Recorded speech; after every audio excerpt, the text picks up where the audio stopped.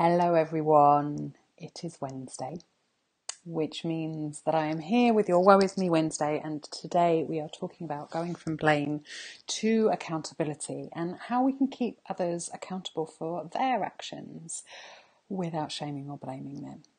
Now, because I'm going live and I didn't say which time I was going to go live, I'm going to give people a moment or two to come and join us. So if you do come and join us and you are watching this live, please let me know that you're here. Hey, Sarah, that's fantastic. Just like Sarah did, come and let me know that you're here. Send me some likes or just jump in the comments and ask any questions. This is one of my favourite topics to talk about. So if you're watching this on the replay or you're watching this on YouTube, please know that in the Misfit to Maven Mastermind group, you can come and ask me questions about it. And I'd be really happy to jump on and answer them for you.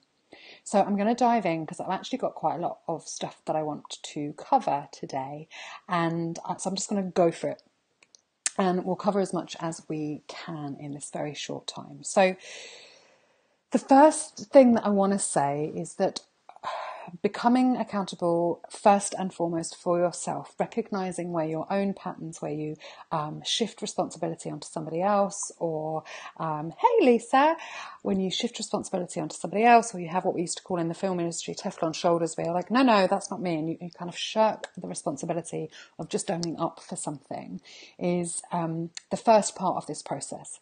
But let's assume that you are in a process of taking responsibility for your life, that you're in the process of understanding that you are a self-responsible adult and the only person that is responsible for your happiness is you. Then let's move on a little bit further to what if the people around you, like how can we help other people become more accountable without shaming them and without blaming them? Because actually when we blame and shame, no one wants to change and everybody stops listening. If someone tells me that I'm bad, instantly I'm in shame. If they tell me that I'm wrong, instantly I'm in shame. And from that place, I'm not interested in changing or doing anything different. So the first thing really then is to remember the drama triangle. If you don't know the drama triangle, please go have a Google, look it up. On my website there is a really thorough blog post that I wrote all about how to opt out of the drama. It's called Opting Out of the Drama, and if you use the search bar you'll find it. But so the first bit of this is to not rescue people, to not persecute people, but also not to be a victim. And one of the ways that we can do that is by using pies. And if you've been in my world for any length of time, you will hear me talk about pies all the time. Pies is an acronym, and it's PIES, which stands for physical, which is the data or the facts of the situation. I is the intellectual or the story that you're telling yourself. E is the emotion or the feeling that you have. And S is the spiritual, or in this context, what it is that you like. And the reason that this is a really good framework to use when you're in this kind of situation is because we can break it down. We can use really clean language that isn't you made me feel X or any of those things, but really takes ownership of our own feelings, but also explaining to the other person how what they did or said affected you. So you might say, when you did X, the story that I told myself is Y, which made me feel sad, bad, whatever.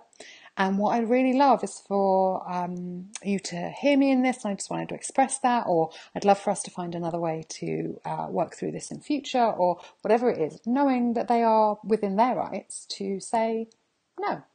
But that opens up a dialogue, okay? So pies is one of the first ways that we can help somebody recognise where their behaviour or the way that they're using their language isn't being nice, let's say, for want of a better word. So you can hold them accountable to that and show them what it is that they're saying or doing without blaming or shaming them. And so when you hear something, you might, if say, someone says something that is sexist or misogynistic or racist or homophobic, or just it doesn't feel good when they said it. Maybe they've said it in a way that's funny, or that they think it's funny, or that it's normal for them.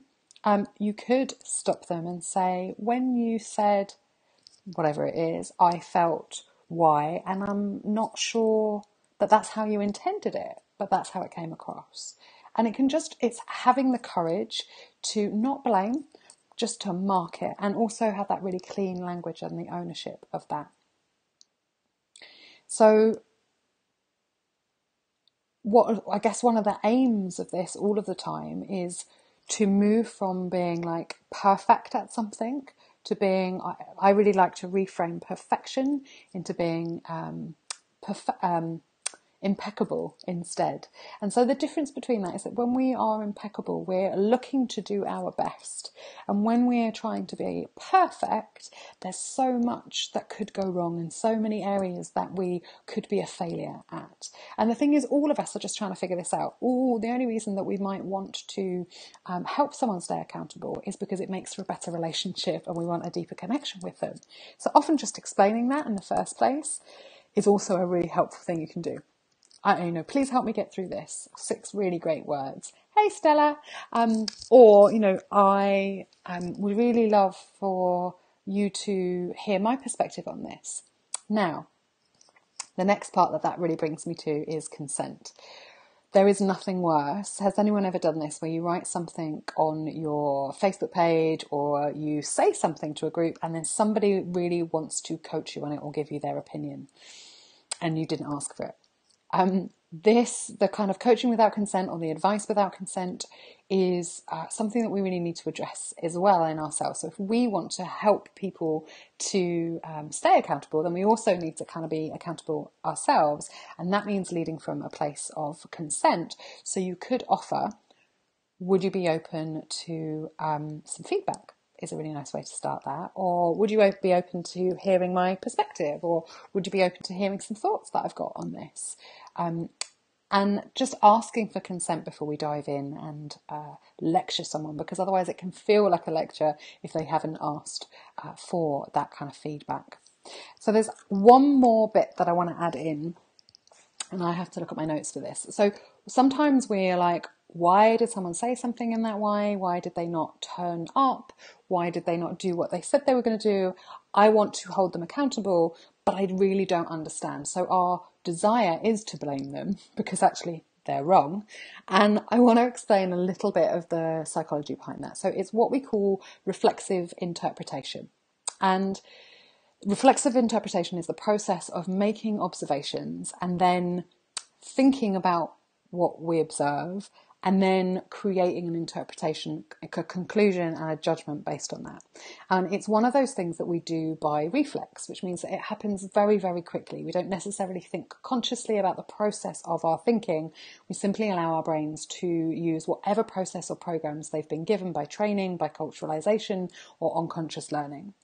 So we can change all of this if we consciously decide to observe our thinking, to start with an observation and then look at it. So for most of us, observation and interpretation are completely tangled. And that's why using that pies model that I gave you earlier can be really, really helpful, because it helps us break it down and kind of separate it into the facts and the data, the story or the interpretation, the emotion, like how we're actually feeling about it, and the kind of spiritual of what we want. And that enables us to untangle the thinking process. And so if we can do that in our conversations, then we can help other people to also become more aware and untangle their thinking process.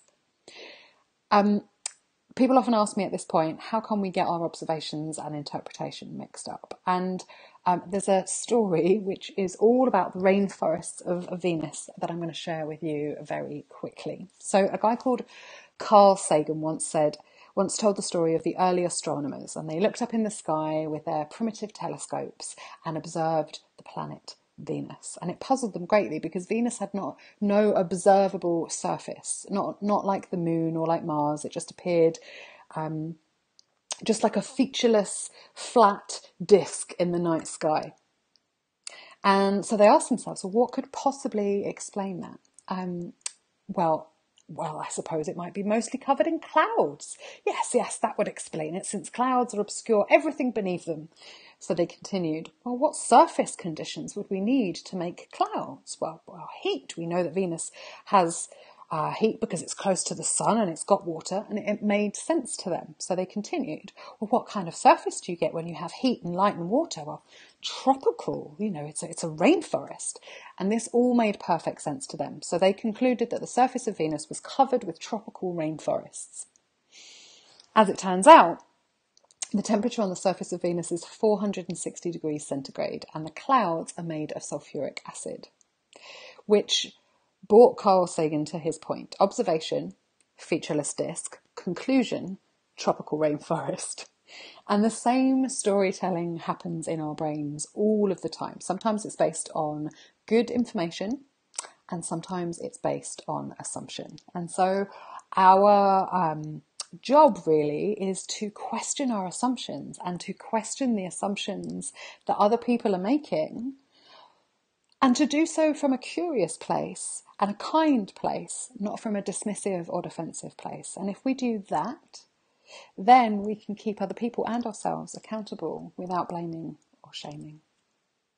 I really hope that this has been useful for you. Like I said, I'm around for a couple of hours this afternoon, and if you have any questions on this kind of thing, you want to know more about how to stay accountable and how not to blame other people if there's circumstance or situation you want to talk about, tag me in the comments and I will come and answer. Thank you so much for hanging out and watching me live. And again, if you're watching this in the replay, I'd love to hear your comments too. Have a lovely Wednesday. Bye.